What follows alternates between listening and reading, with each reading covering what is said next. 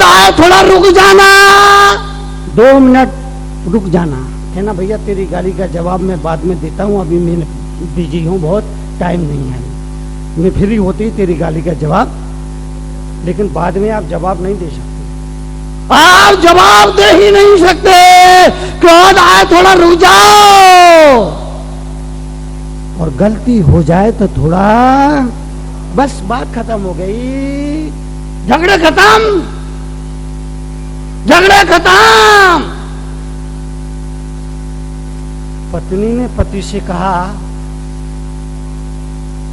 सुबह सुबह सुबह सुबह सुबह सुबह सुबह सुबह सुबह सुबह सुबह सुबह सुबह सुबह पत्नी ने अपने पति से कहा, मेरा आधा सिर दुख रहा है। सुबह सुबह सुबह सुबह पत्नी ने अपने पति से कहा, मेरा आधा सिर दुख रहा है। पति बोला, जितना होगा। पति बोला, जितना होगा उतना ही तो दुखेगा। पत्नी को बड़ा क्रोध आया, बड़ा क्रोध आया, बड़ा क्रोध आया।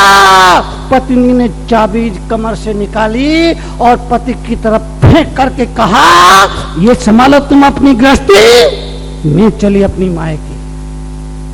ये संभालो अपनी गृहस्थी, मैं चली अपनी मायके। पति समझ गया मामला गंभीर है, पति समझ गया मामला गंभीर है। पति ने बात को संभालते हुए कहा, ठीक है तुम अपने मायके चले जाओ, मैं भी अपने ससुराल हो आता हूं। तुम अपने मायके चले जाओ, मैं भी अपनी ससुराल हो आता हूं, और बच्चे भी कुछ दिनों के लिए नन्हाल। इतना सुनना था, पत्नी को हंसी आ गई और बोली, पप्पू के पापा तुम कितने भोले हो। बात को संभाली, समझदारी का परिचय है, कभी पति को देना पड़ेगा, कभी पत्नी को देना पड़ेगा। समझदारी का परिचय देना पड़ेगा। अगर दोनों ही ना समझ बन गए तो, दोनों ही ना समझ बन गए तो, दोनों ही ना समझ बन गए तो गई। ये भैंस को याद रखना, तनु सागर को भूलना चाहो तो भूल जाना। ये भैंस को याद रखना, दोनों ही ना समझ बन गए तो परिवार में क्या होगा आप कल्पना कर सकते हैं। समझदारी का परिचय देना पड़ेगा। पत्नी गुस्से में झगड़ा हो गया, पति पत्नी में झगड़ा हो गया, पति पत्नी में झगड़ा हो गया। पत्नी और पाकिस्तान की राशि एक है।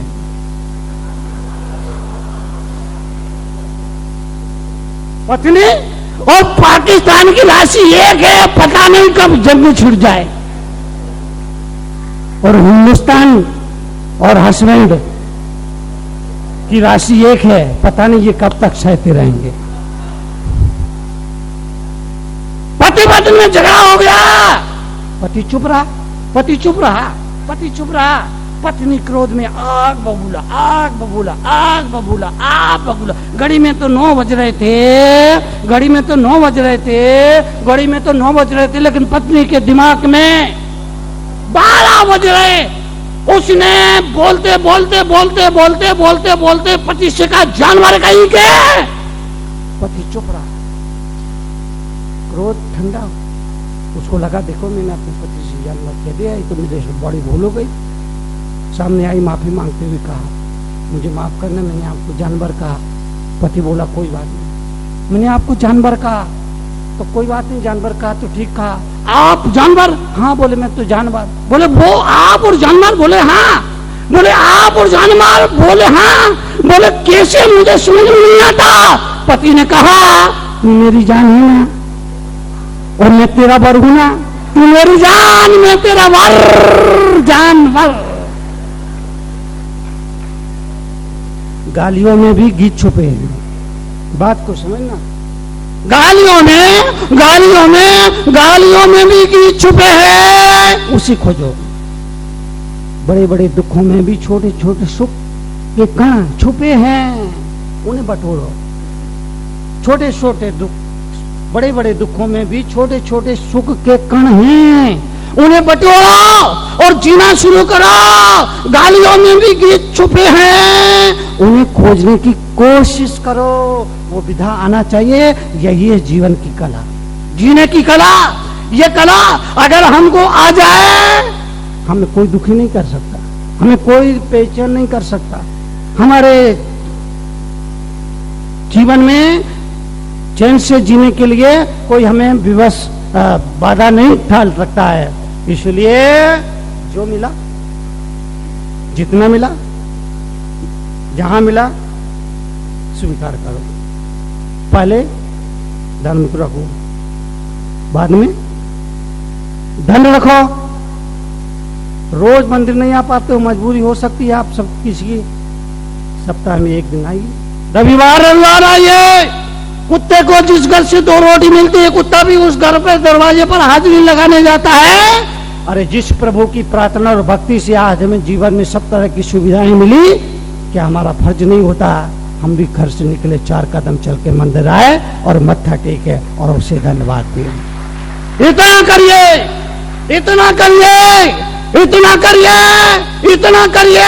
और याद रखिए, जो वक्त आज आप भक्ति में, प्रार्थना में दे रहे हैं, वही वक्त पर काम आएगा। जो वक्त आपने प्रभु की प्रार्थना के लिए, पूजा अर्चना के लिए, ध्यान के लिए निकाला, वही वक्त पर काम आएगा। बाकी खाया खोया बह गया, बाकी खाया खोया बह गया। इसलिए बड़ी संख्या में आज यहाँ पर लोग मौजूद है। सेक्टर 50 में दोबारा आ रहा हूं, 1.5 साल पहले भी आया था। और संयोग देखिए, सेक्टर 50 दिगंबर जैन मंदिर परिसर में समाज के विशेष निवेदन पे जब भी आता हूं, एक खास चीज ऐसी बन जाती है जो पहले कभी नहीं हुई। मैं पिछले बार आया था तो सुदर्शन टीवी पर मेरा इंटरव्यू था। इस बार आया हूं तो इंडिया टीवी पर आपकी अदालत कार्यक्रम में। यह हिंदुस्तान की पहली घटना है, हिंदुस्तान की पहली घटना है। ना सिर्फ इंडिया बल्कि पूरी दुनिया देखेगा दिगंबर मुनि क्या होता है। पूरी दुनिया, करोड़ों लोग पहली बार ये देखेंगे कि भारत में जैन साधु भी ऐसा साधु है जो कपड़े भी नहीं पहनता है। इतना त्याग की प्रतिमा। हमें से आप तो जैन समाज के लोग हैं, सब कुछ मालूम है आपको, पर देश बहुत बड़ा है और दुनिया तो बहुत बड़ी है। तो वो परसों मुझे जाना है आपकी अदालत। मैंने कहा, मुझे बुलाया राजीव जी ने, मैंने कहा आऊँगा। 99% लोग कह रहे हैं मुनि जी बहुत कमाल का काम जो होने जा रहा है, पर 1% ऐसे भी लोग हैं जो आलोचना कर रहे हैं। ठीक है, ये तो दुनिया है, चलता रहेगा, लेकिन हमें अपना काम करना है, करना चाहिए, करना चाहिए। और दुनिया का क्या, ये तो दुनिया है, ये तो दुनिया है, ये तो दुनिया है। अगर सिर को ऊंचा करके चलोगे तो ये दुनिया कहेगी, अरे भैया अब तो किसी की तरफ देखता तक नहीं है। अगर सिर को ऊंचा करके चलोगे तो ये दुनिया कहेगी, देखो कैसा आकर के चल रहा है। अगर सिर झुका के चलोगे तो ये दुनिया कहेगी, अरे भैया किसी की तरफ देखता तक नहीं है। अगर आंखों को इधर उधर घुमाओगे तो दुनिया कहेगी, भैया इसकी आंखों का कोई भरोसा। आंख बंद करके बैठ जाओगे तो ये दुनिया कहेगी, देखो कैसा बगुला भगत बैठा है। आंखों को फोड़ लोगे तो दुनिया कहेगी, फोड़ी है तो भुगतो। दुनिया का काम कहना है, दुनिया का काम कहना। मैंने कभी इस चीज की कोई परवाह नहीं की। आज से 20 साल पहले, सबसे पहले जब ये आस्था और संस्कार चैनल नहीं थे, तब प्रवचन टेलीविजन पर, GTV पर, उस समय कितना कठिन था आप सोचिए। महावीर जयंती पर 2 सेकंड 5 सेकंड के लिए कोई समाचार आ जाए, हिंदुस्तान का जैन समाज खुश होता था। कि हमारा भी कार्यक्रम टीवी पर आया, पर 20 साल पहले आधा घंटे के प्रवचन आते थे, रोज आते थे। उस समय शुरुआत की, उस समय भी विरोध हुआ। आज वो सारे लोग आ रहे टीवी पे। तो जो भी विधानसभा में भी गया, हरियाणा विधानसभा में मुझे बुलाया, मध्य प्रदेश विधानसभा में बुलाया गया, उसका भी लोगों ने अपनी अपनी नासमझी दी। कोई बात नहीं, मुझे अपना काम करना है। लेकिन आपसे निवेदन करना चाहता हूं कि दुनिया का क्या, दुनिया की सोच तो बदलती रहती है।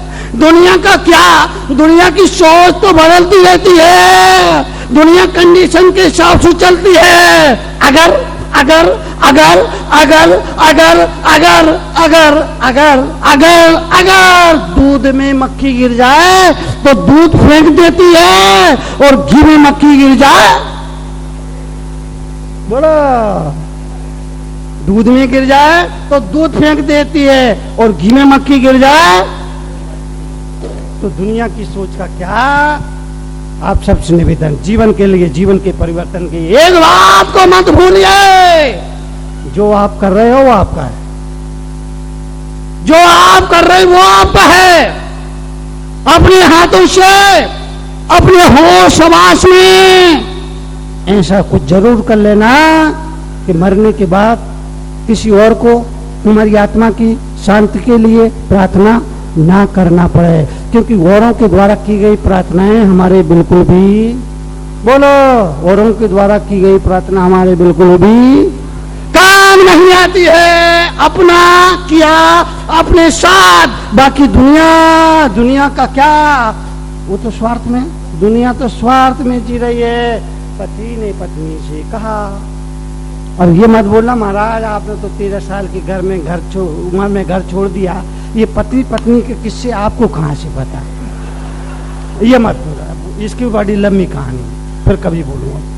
पति ने पत्नी से कहा मैं दुबई जा रहा हूं। पत्नी बोली मैं भी चलूंगी, ज्वेलरी मुझे लेना है, ज्वेलरी लेना है, मैं भी चलूंगी। पति बोला मैं बम्बई जा रहा हूं। पत्नी बोली मैं भी चलूंगी, मुझे परफ्यूम लेना है। पति बोला मैं अहमदाबाद जा रहा हूं। पत्नी बोली मैं भी चलूंगी, मुझे साड़ियां लेना है। पति चिढ़ गया और चिढ़कर बोला मैं नरक जा रहा हूं। पत्नी बोली भगवान का दिया सब कुछ है, बस अपना ख्याल रखना। ये क्या हो रहा है? रात सपने में बापू आए, बोले तरुण सागर ये क्या हो रहा है? मत भूलो, मत भूलो, मत भूलो, मत भूलो, अपने हाथ से किया हुआ अपने काम आता है, दूसरों के द्वारा किया गया वो काम नहीं आएगा। और सारी दुनिया ये तो स्वार्थ में है।